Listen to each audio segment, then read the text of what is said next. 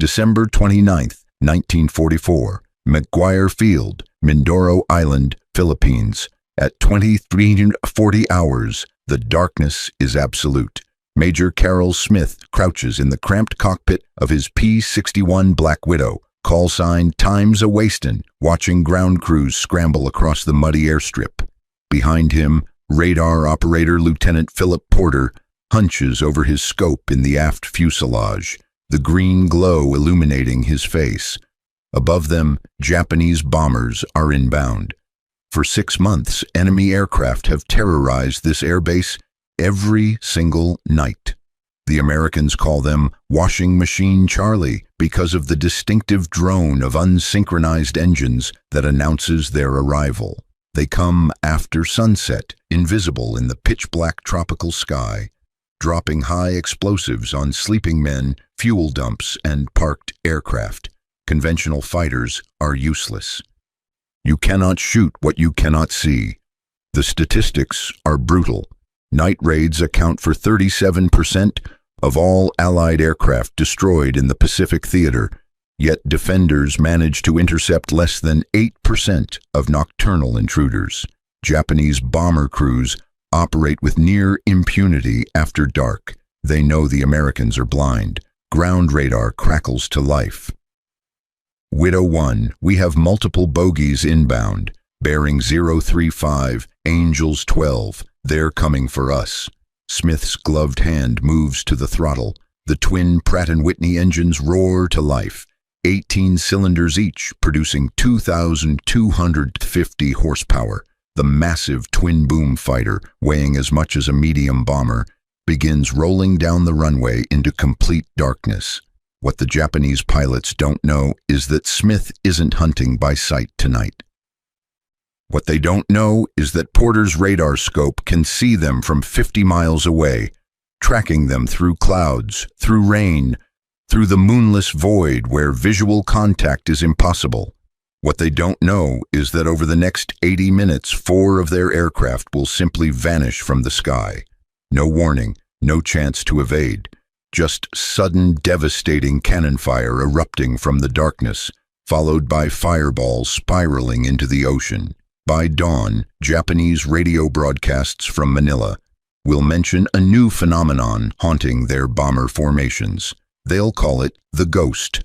The Americans will call it something else: air superiority at midnight. This is the story of how one unlikely night fighter pilot turned darkness from an enemy advantage into an American weapon. Rewind to 1940. The problem keeping U.S.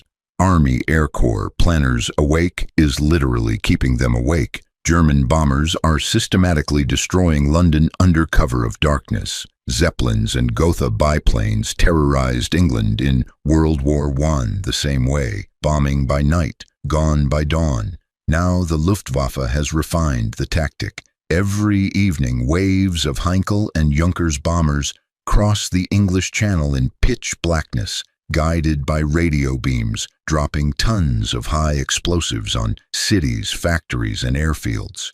British defenses are overwhelmed. We tried everything, recalls RAF squadron leader John Cunningham years later. Searchlights couldn't find them. Anti-aircraft fire was shooting blind. Day fighters crashed trying to take off in darkness. We were losing the Battle of Britain after sunset. The Americans study this nightmare and realize they have no solution either. In 1940, Army Air Corps night fighting capability consists of exactly 11 pilots trained by civilian airline instructors to fly with basic instruments. They practice over their own territory, with lights on the ground as references. None have ever attempted to intercept a hostile aircraft in combat darkness. Colonel Hoyt Vandenberg surveys the options and delivers his assessment to Washington. Against a determined enemy conducting systematic night operations, we are defenseless. The British, desperate, develop a secret weapon: airborne radar. Long wave sets mounted in Bristol Blenheim and Beaufighter fighters can detect enemy bombers at 15 miles. Ground controllers guide the interceptors to within range. Then the pilot takes over, closing to visual distance for identification and attack. It works, but barely.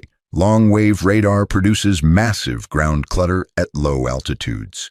The echo returns are imprecise.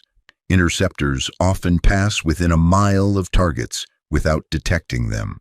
What we need, British Technical Mission Chief Henry Tizard tells American officials in October 1940, is something that doesn't exist yet.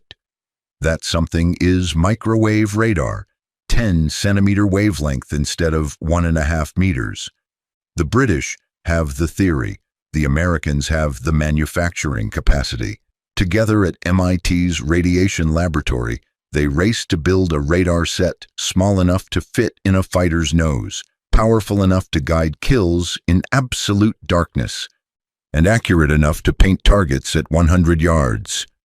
The second problem is the aircraft itself. You cannot just bolt radar equipment into an existing fighter and call it a night interceptor.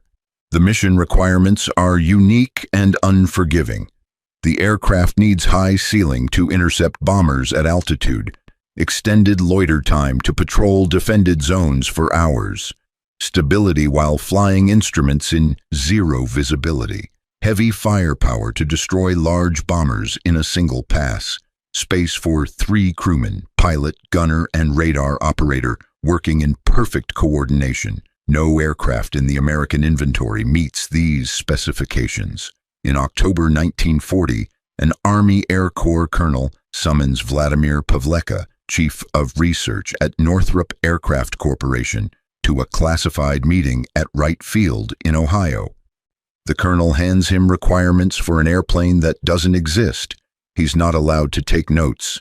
The unnamed device, radar, cannot be mentioned outside secure facilities. Pavleka commits the specifications to memory and catches the overnight flight back to California. The next morning, he walks into Jack Northrop's office and delivers the message. They want us to build a night fighter. They want the prototype in 9 months. Northrop, whose company is barely a year old and operates mainly as a subcontractor, stares at the specifications. Then he gets to work. What emerges from his drafting table over the next 2 weeks is unlike any fighter the world has ever seen. Twin boom configuration, 66-foot wingspan, 4 20mm cannon, crew of 3, and space in the nose for a spinning 30-inch radar dish that can see through darkness itself. They name it the P-61 Black Widow. It's too big, critics immediately protest. It's too expensive, it's too radical, it'll never work. The man who would prove them wrong possessed exactly 0 credentials as an aviation innovator. Carroll Smith grew up nowhere near aircraft factories or military bases. He didn't graduate from an elite flight school. He wasn't an engineer. Before Pearl Harbor, he was just another young American who wanted to serve his country. With no particular indication, he'd become the deadliest night fighter ace in U.S. Army Air Force's history. What Smith did have was excellent night vision, steady hands, and an unusual ability to trust instruments over instinct, critical traits for a pilot who would spend hundreds of hours flying in conditions where the human eye becomes actively misleading. By mid-1943, Smith finds himself at Orlando, Florida, part of the Fighter Command School's newly established Night Fighter Division.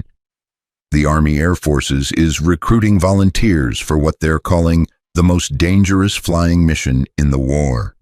The training is unlike anything in conventional fighter pilot programs. They teach him to take off in total darkness, land without runway lights, intercept targets he cannot see, trust radar operators sitting behind him to guide him within firing range of enemy aircraft, invisible in the void. The job description is deliberately vague because much of the technology is classified. Smith trains initially in P-70s, modified Douglas A-20 Havocs, hastily retrofitted with radar. The aircraft are terrible. They take 45 minutes to reach 20,000 feet. They can't climb above 28,000 feet at all. The radar is long-wave British equipment that fills cockpits with spurious echoes and frequently breaks. We called them flying coffins, one P-70 pilot later recalls. You couldn't outclimb enemy bombers. You couldn't catch them. The radar would quit working, and if anything went wrong at night, you were probably dead. Then, in late 1943, word filters through the training pipeline. A new aircraft is coming. Purpose-built night fighter, revolutionary radar, multiple crew positions. Smith sees the first P-61 Black Widows arrive at the training field in November and has the same reaction as every other pilot. This thing is enormous. It looks like a bomber. How is this supposed to be a fighter? His first flight changes his mind completely. The Black Widow is fast, 350 miles per hour. It climbs to 33,000 feet. The spoiler-on controls let it turn as tight as a single-seat fighter, despite its size. But what transforms everything is the radar. The 10-centimeter microwave set, mounted in a rotating dish behind the fiberglass nose, paints a picture of the sky that Smith has never seen before. Enemy aircraft appear as distinct blips on the radar operator's scope at 50 miles. Ground clutter vanishes at low altitude. The system guides interceptors to within visual range with stunning accuracy. For the first time, Smith writes in his post-war account, "I understood we could actually hunt at night, not just stumble around hoping to get lucky, actually hunt." By May 1944, Major Carroll Smith deploys to the Pacific as part of the 418th Night Fighter Squadron. He carries with him no reputation, no fame, no expectation of glory, just a conviction that darkness itself was about to become a weapon. Back in Hawthorne, California, 18 months earlier, Jack Northrop's team is discovering that building a radar-equipped night fighter is exponentially harder than drawing one. The P-61 program hemorrhages time. The first XP-61 prototype flies in May 1942, 3 months late. Radar integration problems immediately surface. The microwave equipment produces electronic interference that affects other aircraft systems. The rotating scanner dish creates aerodynamic vibration. Engineers scramble to redesign the nose radome. Then the gun turret problem emerges. The remotely operated General Electric top turret, mounting 450 caliber machine guns, was supposed to give the Black Widow devastating firepower. But production bottlenecks mean GE is prioritizing B-29 Superfortress bombers.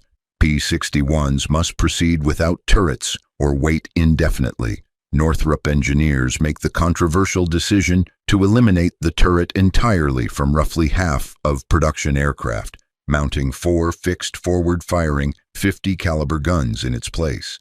This adds to the 4 belly-mounted 20mm cannon the pilot already controls. Some P-61s get turrets, others don't. The inconsistency frustrates squadrons trying to standardize tactics. Worse, the aircraft keeps getting heavier. Initial estimates called for a 29,000-pound fighting weight.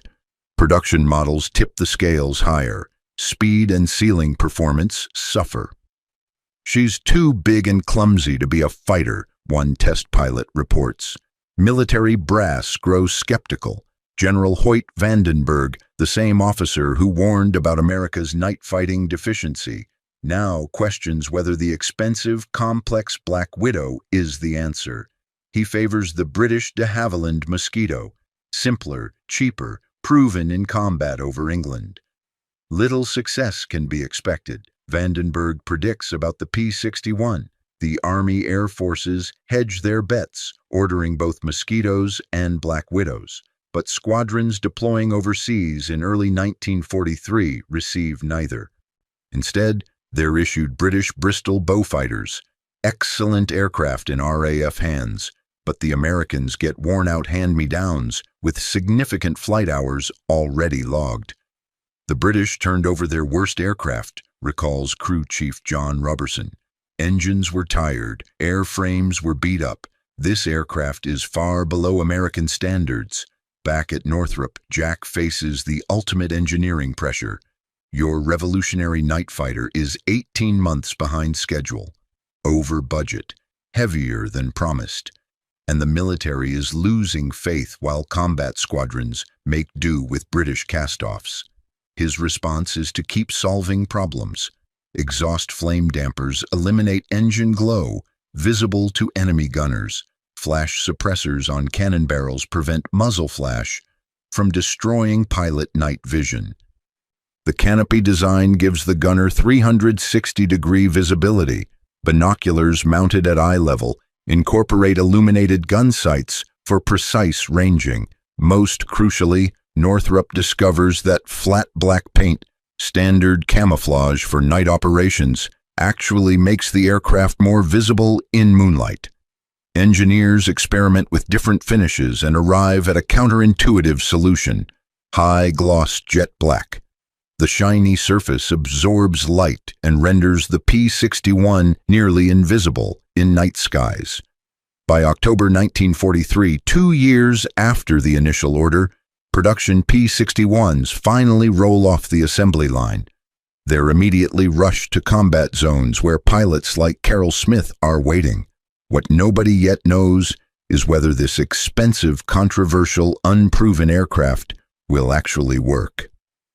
May 1944. The 418th Night Fighter Squadron deploys to the Pacific Theater, equipped with obsolete P-70s.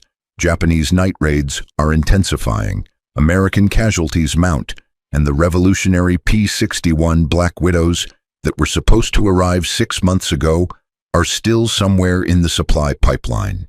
Then in June, crates start appearing at forward airfields. The P-61s arrive disassembled. No instruction manuals, no maintenance guides. Ground crews stare at the components and realize they have to figure out assembly procedures themselves. Pilots who've never seen the aircraft are expected to fly combat missions immediately. It was chaos, one squadron mechanic recalls. "We're trying to bolt together this complicated airplane with radar equipment we don't understand in jungle heat, with Japanese bombers hitting us every night." Squadron commanders fire off urgent requests to stateside training command. "Send someone who knows how to fly this thing." Northrop dispatches Chief Engineering Test Pilot John Myers to the Pacific on an emergency basis. Myers arrives at forward bases carrying technical documentation and a critical mission: sell skeptical combat pilots on this weird-looking twin-boom monster that weighs as much as a bomber. The first briefing does not go well. Myers stands before veteran P-38 Lightning pilots who eye the P-61 with open skepticism. "That thing can't dogfight," one challenges. "It's too big, too slow, too heavy. Put me in a Jap bomber and I'd eat that widow for breakfast." The room erupts in agreement. These are combat aviators who've survived the Pacific Air War in nimble single-seat fighters. The Black Widow violates every principle they've learned about aerial combat. Be small, be light, be fast, be maneuverable. Myers doesn't argue. He makes an offer. "Who wants to mock dogfight? Your P-38 against my Widow." 3 pilots volunteer immediately. What happens next becomes legendary in night fighter squadrons. Myers climbs into a Black Widow and proceeds to outturn, outclimb, and outmaneuver every P-38 that challenges him.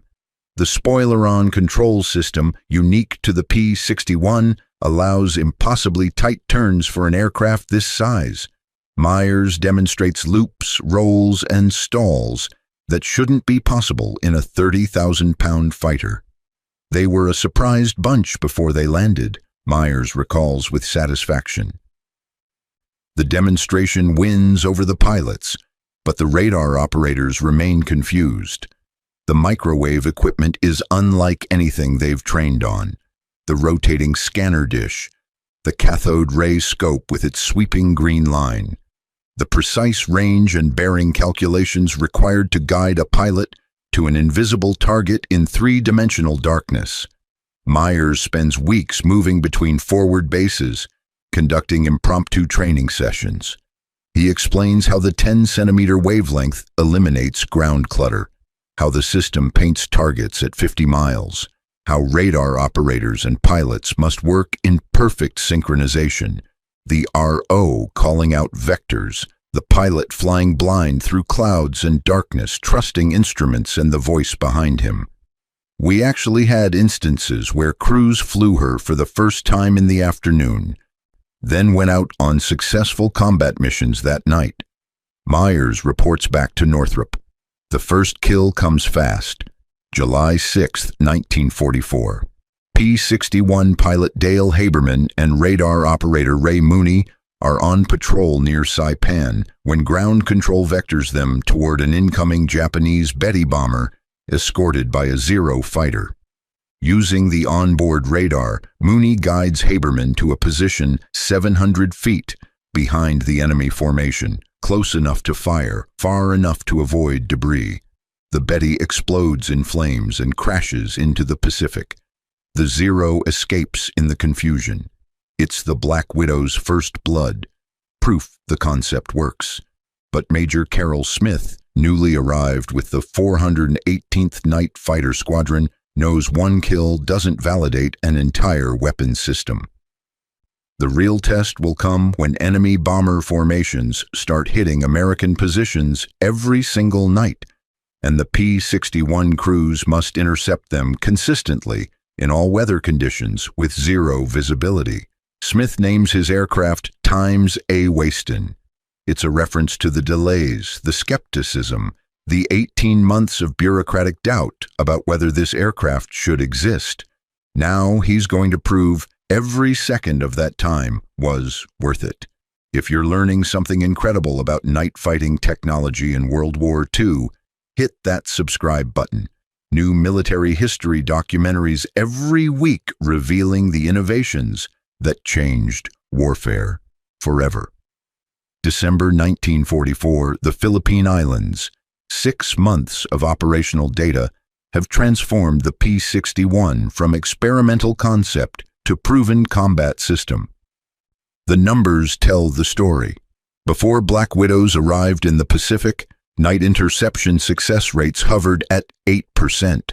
Enemy bombers operated with near impunity after dark. By December, equipped squadrons are achieving 27% interception rates, more than triple the previous capability. Japanese night raids are decreasing in frequency and effectiveness. American casualties from nocturnal bombing drop by 41%. But statistics don't convey what happens in the actual darkness, 30,000 feet above the Pacific Ocean. December 29, 1944. 40 hours. Major Carroll Smith lifts Times A Wastin off McGuire Field's muddy runway into absolute blackness. No moon, heavy cloud cover, visibility zero. Behind him, gunner Robert Graham scans the night sky through the panoramic canopy. In the aft fuselage, radar operator Lieutenant Philip Porter powers up the microwave scanner. Ground control comes through Smith's headset. Widow 1, we have 4 bogies inbound, bearing 035, range 40 miles, Angels 12,000. They're heading straight for the field. Porter's radar scope blooms with returns. 4 distinct contacts. Japanese bomber formation. His voice is calm, professional. Pilot, I have contact. 4 targets in loose formation. Range now 38 miles. Come left heading 040. Smith banks the Black Widow through clouds he cannot see, trusting Porter's vectors completely. This is what 18 months of development and 6 months of combat operations have created. A crew working as a single organism. The radar operator's eyes replacing the pilot's in conditions where human vision is worse than useless. Range 30 miles. They're maintaining course directly toward our position. They don't know we're here. This is the Black Widow's greatest advantage. The P-61 is virtually invisible. High-gloss black finish absorbing ambient light. Exhaust dampers eliminating engine glow. No navigation lights. Japanese bombers lack airborne radar. They rely on night vision and dead reckoning navigation. They have no idea an American fighter is closing from below at 350 miles per hour. Range 15 miles, still 4 contacts, come right heading 050. Begin climb to Angels 15. Smith pushes the throttles forward. The twin Pratt & Whitney engines spool up, climbing through 12,000 feet, 14,000, 15,000, still in clouds, still zero visibility. The only reality is the instrument panel's glow and Porter's steady voice calling ranges and vectors. Range 8 miles, targets are spreading formation. Select the trailing aircraft. Come left, heading 045. At 5 miles, Smith breaks through the cloud layer. The night sky opens above, stars visible, but no moon. And there, silhouetted against the star field, 4 dark shapes. Mitsubishi G4M Betty bombers, twin-engine medium bombers carrying 2,000 pounds of ordnance meant for the sleeping Americans below. They're flying straight and level, navigation lights off, completely unaware. Porter's voice, range 2,000 yards, target locked. Clear to engage. Smith toggles the gun selector to cannon. 4 20mm Hispano cannons mounted under the Black Widow's belly. 200 rounds per gun. Each projectile carries high explosive incendiary charges capable of ripping through aluminum airframes and fuel tanks. 1,000 yards, 700, 500. Smith centers the trailing Betty in his gun sight and squeezes the trigger. The cannon thunder, tracers arc across the darkness. Every 5th round visible as a streak of fire. The Betty's port engine explodes. Flames erupt across the wing. The bomber noses down and begins its death spiral toward the ocean 4 miles below. The remaining 3 Bettys scatter, their dumping altitude jettisoning bombs into the sea, trying to escape whatever invisible demon just appeared in their formation. Second target, 11 o'clock low, Porter calls. Range 1,000 yards. Smith dives the Black Widow, pulls lead on the fleeing bomber, and fires again. This Betty doesn't explode, it simply disintegrates. Pieces of wing and fuselage separate in the airstream. The wreckage tumbles into the darkness. Time elapsed since first contact, 19 minutes. Third target is running, Porter says. Bearing 080, max speed, altitude decreasing. Smith banks hard right. The spoilerons grip the air, pulling the 30,000-pound fighter through a turn that should be impossible. The fleeing Betty is visible now, a dark shape against the horizon, engines at full power, pilot desperate to escape, but there is no escape from radar-guided night fighters. Smith closes to 300 yards, point-blank range for aircraft cannon, and fires a 3-second burst. The Betty's fuselage ruptures, fire consumes the wings. 3 Japanese airmen bail out seconds before their aircraft becomes a fireball. Their parachutes are swallowed by darkness. Elapsed time, 34 minutes, 3 kills. Fourth target is reversing course, Porter reports. He's running for home. This is the intelligence analyst's favorite development. By late December 1944, Japanese bomber crews have begun aborting missions when Black Widows infiltrate their formations. They jettison bombs harmlessly at sea and flee back toward their bases. Some never complete their attack runs at all. Ground radar shows them literally turning around mid-route when P-61s are detected in their operating area. Smith pursues. 40 miles, 50. The fleeing Betty crosses back over Japanese-held territory. Anti-aircraft fire erupts below, the enemy's own guns trying to hit the invisible attacker, killing their bombers. Smith lines up the shot, fires. The Betty explodes over Manila Bay. Elapsed time since takeoff, 80 minutes. 4 enemy bombers destroyed.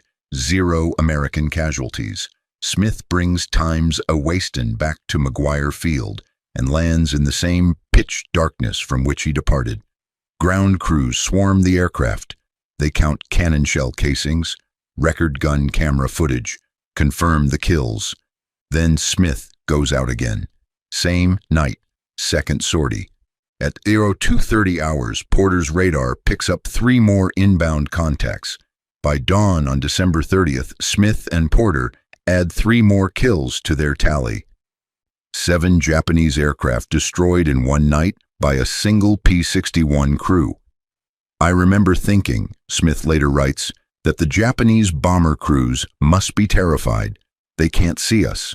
They can't hear us until we're already firing. They have no defense except to run. And even that doesn't work. We just follow them into the darkness and kill them anyway. This is the kind of history they don't teach in school. If you want more deep dives into the technology and tactics that won World War II, smash that like button and turn on notifications. You won't want to miss what's coming next. By war's end, Major Carroll Smith is officially credited with 7 confirmed kills, the highest-scoring U.S. night fighter ace in the Pacific Theater. His record-breaking performance on December 29, 1944, remains unmatched. 7 enemy aircraft destroyed in a single night by a radar-equipped crew. But Smith's personal statistics barely scratch the surface of the Black Widow's impact. The P-61 program recorded 127 confirmed aerial victories across all theaters, 53 in Europe, 64 in the Pacific, 5 in the Mediterranean, 9 German V-1 buzz bombs destroyed. The loss rate for Black Widow crews was 0.5%, the safest combat flying mission in the entire Army Air Forces. Only 4 P-61s were lost to any cause during the war, none to direct enemy action. More significantly, the aircraft forced fundamental changes in enemy tactics. By January 1945, Japanese night bombing raids in the Philippines had declined by 73% compared to pre-P-61 levels. German bomber operations over Allied-controlled Europe increasingly shifted to daylight, where they faced overwhelming fighter opposition because darkness was no longer safe. "We owned the night," recalls P-61 pilot Bob Belinder. "The enemy knew it. They started staying home after dark." The technology legacy proved even more transformative. The P-61's onboard microwave radar pioneered concepts still used today. Every modern fighter aircraft, F-15 Eagles, F-16 Falcons, F-35 Lightning IIs, carries descendants of the system Jack Northrop's engineers integrated into the Black Widow's nose in 1943.